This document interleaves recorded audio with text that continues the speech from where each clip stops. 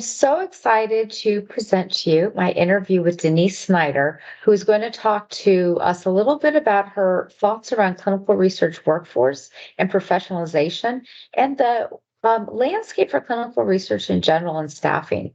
Can't wait for this one. Enjoy. Well, Denise, so if you could please describe your philosophy around supporting clinical research through the workforce, I would love to hear it. Great. Thanks, Christine. The clinical research enterprise is recognized as the evidence generation system, right? So there are many calls to action to increase our efficiencies, to deliver more therapies derived from biomedical research. But often an overlooked and critical piece to this delivery is the clinical research workforce.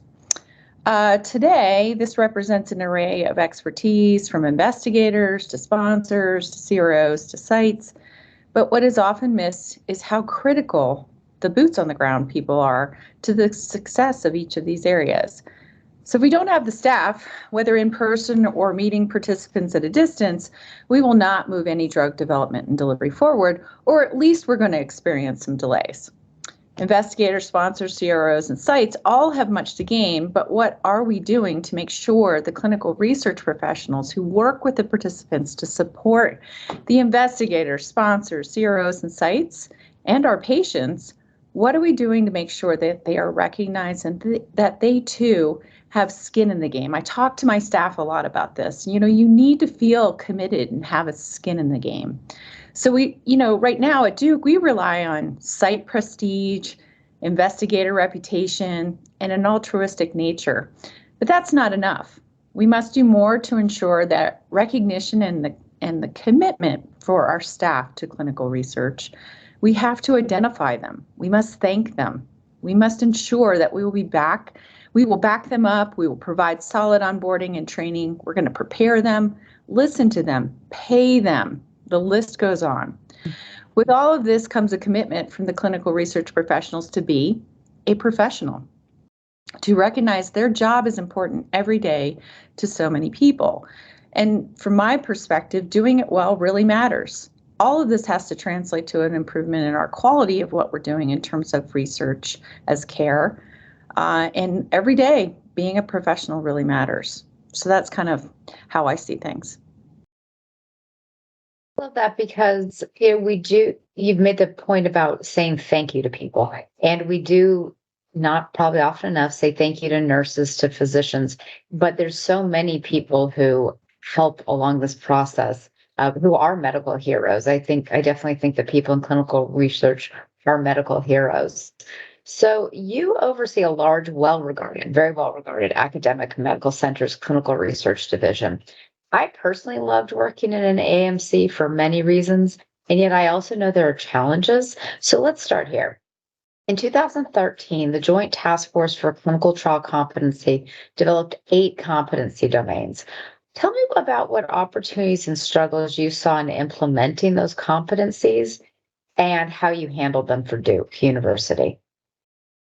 Well, first of all, I think it's important to understand that this was a challenging undertaking no matter when you tried to do it. And actually at Duke, we tried to do this before I actually got into this position. I was in a research practice manager position of the School of Nursing portfolio at the time, and we really had a failed attempt at this. And part of the reason for that is we didn't have the right engagement from leadership. We really just were trying to do it at a manager level. So in 2014, we took several steps to begin to examine our current job challenges in clinical research. So even though I had experienced this before, I really felt like I would partner up with our human resources department, plus a lot of leadership above me, and of course, all the folks in the trenches. We had more than 80 plus job classifications that researchers were using to employ staff across our enterprise. It was such a mess. It was really difficult for human resources to even be able to really understand, like when somebody is requesting a job, like how are they really comparing that to another job in another unit, right? We're a very large organization. So we used the Joint Task Force Framework publication as a starting point. We established 12 jobs for clinical research professional staff roles that were well articulated, competency-based, appropriately matched to experience and education level, and included descriptions that were much more contemporaneous with the shifting clinical research landscape. So in 2016, we mapped, so it took us 2 years to work on this project. We mapped 700 plus research staff by pulling in representatives from human resources and clinical research experts across Duke. This was a detailed process outlined in our publications, but in brief, it involved reviewing employee lists who were identified as key personnel in IRB protocols, employees providing their resumes, highlighting their experience, managers who reviewed the lists, resumes, and organizational charts. Employees completed a job responsibility survey that was reviewed and then confirmed or not by their manager, and final results were submitted to HR. The professional work group and staff were mapped along with a salary adjustment as applicable. And this was based on a market analysis of those 12 jobs that I just mentioned. So that's a very different thing from then when we had 80 plus jobs that we really couldn't even track and really understand very well how they were being used.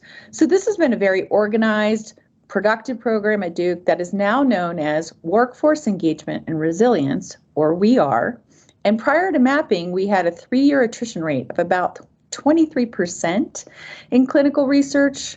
And then that rate post-mapping went to 16%. So it's about a 30% improvement. While, like many AMCs, we experienced an increase to about 20% attrition during the pandemic, these rates have really fallen back to about 17% over the last couple of fiscal years. So I think overall we're doing pretty well, and we've tried with WEAR to really foster a community of belonging. WEAR isn't just about the job structure and the ladders. It's really about creating a community of clinical research professionals at Duke who have the support, training, and resources from their leaders and managers who work at Duke. WEAR has created onboarding, training, professional development, and a research professionals network that has mentoring for new to Duke cohorts of clinical research staff. And monthly professional topics we host virtually for our staff to attend. They don't have to, but it's something extra that they can do. And a lot of times it's about helping them build up their skills, their knowledge base, just how the organization really works. And an example of a topic might be on improving communication in the workplace, or a topic I'm going to be speaking about next week is growing your toolbox, tips and tricks I learned from growing mine.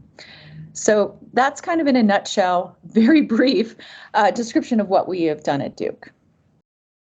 I have to imagine that, well, I don't know, maybe this is part of the turnover as opposed to the reason for the lack of turnover, the betterment, is that people are understanding in the organization that these are clinical research professionals, right? You're not a profession we're getting at if you have 80 different job descriptions, because then everyone is too individual. And it's, clinical research is hard enough to understand. And then when you have that much discrepancy between each person in the role, I would think that makes it really hard. So I think they probably do feel more of a cohesion having fewer job descriptions, but also other people understand what those roles are. Is that what you found?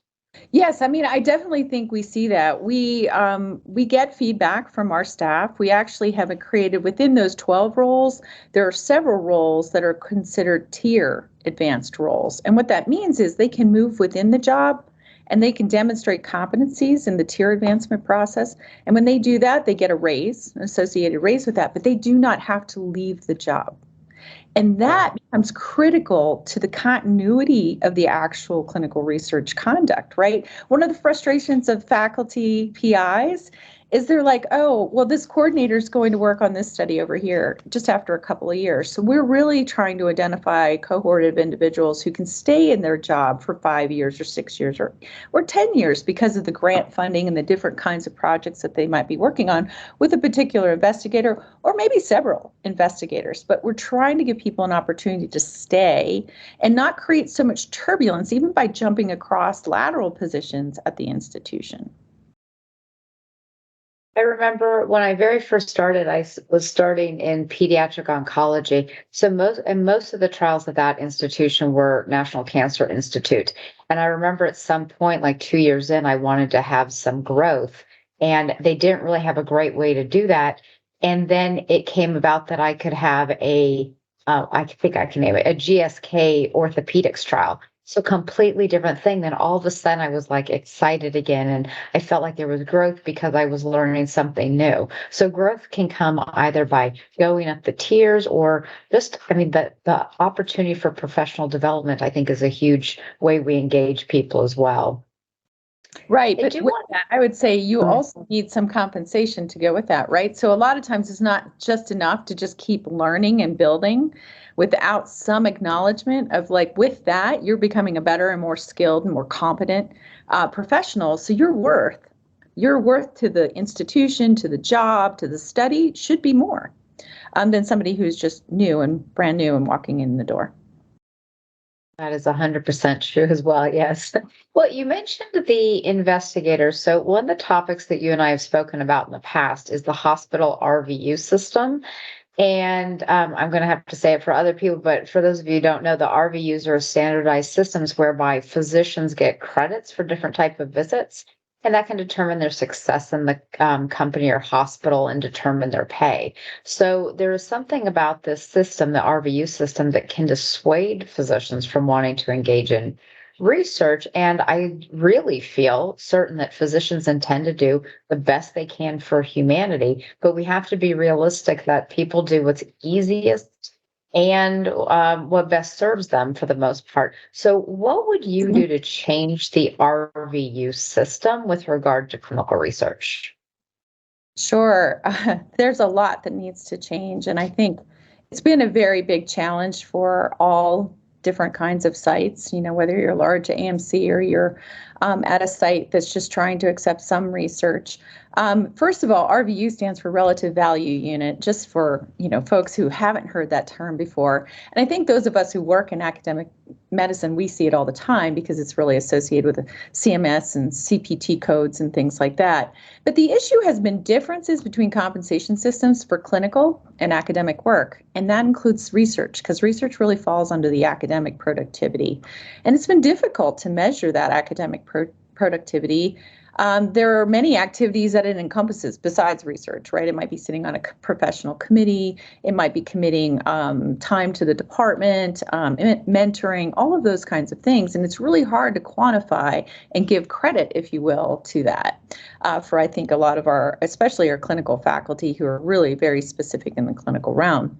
So research falls into this category. It's not been easy to measure very objectively. And typically a measure that offers some compensation for academic productivity, it can be so variable across the institution because like our research and our faculty have appointments in the departments, right? So that itself lends so much interpretation because the department may set sort of their decisions around what is academic productivity for us, what takes priority. At Duke, we recently moved from what was called the private diagnostic clinic, which was a for-profit company physician practice to what's called the Duke Health Integrated Practice today, and that's called DHIP for short. And DHIP's a new clinical practice model that's really part of our health system. And DHIP, what we hope is that we'll be more strategically aligned and better equipped to improve access and grow while being able to recruit all of these top providers and staff now into our organization. So we hope that's really going to help us, but we really don't know because this really just took effect in July. So it's a big change for our physicians and administrators, but I hope it's going to give us an opportunity to revisit research RVUs. I've noted that some institutions have tried to implement an academic RVU, but that includes all academic activities, right? It's not just focused on research. So I'm thinking, what else can we do when you think about the constraints that so many health systems face today? For instance, they're digging out of financial challenges post-pandemic. We understand that. We know that. We feel it as a school. It's understandable that the clinical time becomes the priority. The financial status of the health system is critical, and there have been so many changes to billing and healthcare. It just continues to be very tricky. So the pressures to see more patients drives those challenges for the clinician to integrate research into their practice. As researchers, I think it's our obligation to find ways to make it easier, removing the burden for the clinician and provide appropriate compensation. Ultimately, we're going to need to create, at Duke, we're going to need to create some kind of a policy that values research activities that for each of the clinicians to feel like they're productive, and that they're giving something for their effort that's equivalent to patient care activities. And RVUs would be specific to research tasks only in the care for those research patients. Ideally, each study would have some type of unique RVU reimbursement plan that's based on whatever the anticipated effort is from that clinician. And, I think crafting this is going to be challenging, and we're going to have to manage it through operations, and it's going to have to be reviewed probably by IRB for research activities to make sure it's not perceived as some type of an inducement for patient referral to research. So I'm hopeful that we can revisit this in our new integrated practice model once the dust settles. Right now, things are pretty tough on the back end of what's happening, and I think there's still a lot of our physicians aren't really fully comfortable with the new DHIP model. So there's so much to be worked out there.